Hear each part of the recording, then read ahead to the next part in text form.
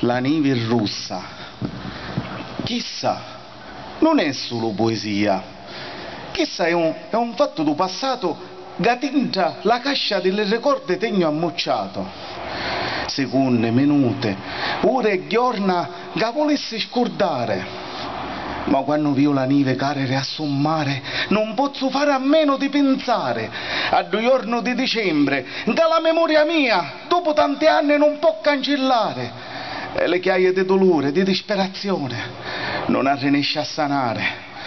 Paraere quando per le strade del mio paese le tedesche vittime affacciare, a uno non a cominciare a pigliare, non capiamo so che dicevano, ma perché scappava e si rifiutava, lo mitra puntato d'incodo e la morte con un corpo non mancava.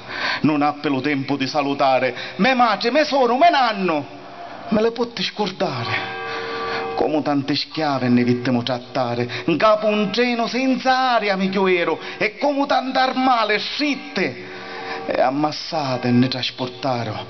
A periscapo sentà la neve bianca camminavamo, una appresso all'altro dentro lo campo di filo spenato ne ammottavano.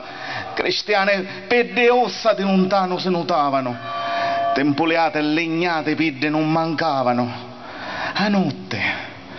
A notte quando dormiamo già a caso i tedeschi le pigliavano, menzenure e fora le portavano, e quando le corpididde viola pelo freddo addiventavano neanche attorno al renno per giocare ci sparavano. Per non parlare di chi in silenzio con la pistola dalla testa puntata tremavano, per qualche secondo aggenocchiata allo Signore preavano, e la neve del russo una appresso all'altro d'un secondo sbreziavano. Poi c'erano le picciridde che ianciano, dentro l'inferno addomato delle furne in fila trasiano, e come fumo niporo della canna fumare all'aria sendiano. Ma perché? Ma perché succedevano queste cose? Forse lo sangue di noi ebrei non era russo, forse non eravamo pure figli di Dio. Perché ne sparavano senza pensare? Perché ne spogliavano della vita e ne vestivano con la morte? Tante domande mi faceva, tante risposte non trovava.